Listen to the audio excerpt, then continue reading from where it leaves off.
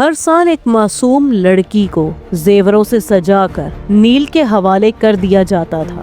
642 عیسوی فتح مصر کے بعد مصر کی سرزمین جہاں ایک دریا صدیوں سے بہہ رہا تھا، مگر اس دریا کے ساتھ جڑی تھی ایک ایسی رسم جسے سن کر روح کانپ اٹھے۔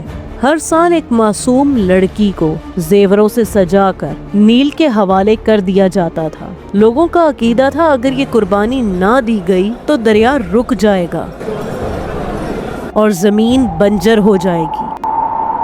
لیکن پھر اسلام آیا جب حضرت عمر بن العاص رضی اللہ تعالیٰ عنہ نے مصر فتح کیا تو اہل مصر ان کے پاس آئے اور کہا ہمارے نیل کا ایک نظام ہے جس کے بغیر یہ نہیں چلتا۔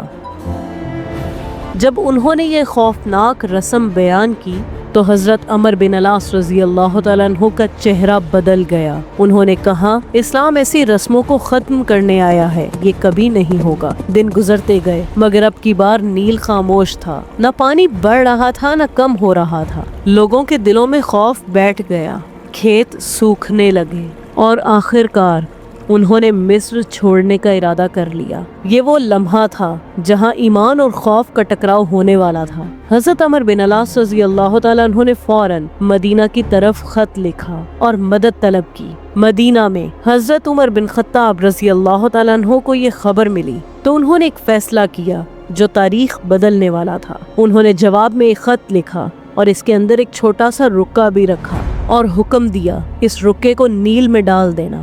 جب وہ خط مصر پہنچا تو سب کی نظریں اس رکے پر جم گئی۔ حضرت عمر بن العاص رضی اللہ تعالیٰ عنہ نے اسے کھولا۔ اس میں لکھا تھا اللہ کے بندے عمر بن خطاب امیر المومنین کی طرف سے اہل مصر کے نیل کے نام، اگر تو اپنے اختیار سے بہتا ہے تو رک جا، ہمیں تیری کوئی ضرورت نہیں، اور اگر تو اللہ واحد و قہار کے حکم سے بہتا ہے تو ہم اسی اللہ سے دعا کرتے ہیں کہ وہ تجھے جاری رکھے۔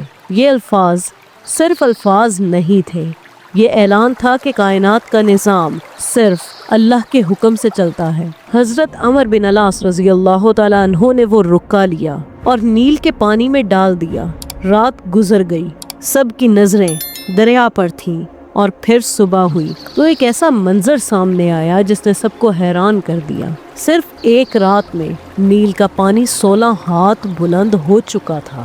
دریا پھر سے بہنے لگا تھا، مگر اس بار کسی انسان کی قربانی کے بغیر۔ یہ وہ لمحہ تھا جب ایک باطل رسم ہمیشہ کے لیے ختم ہو گئی اور مصر نے دیکھ لیا کہ دریا انسانوں کے خون سے نہیں بلکہ اللہ کے حکم سے بہتے ہیں۔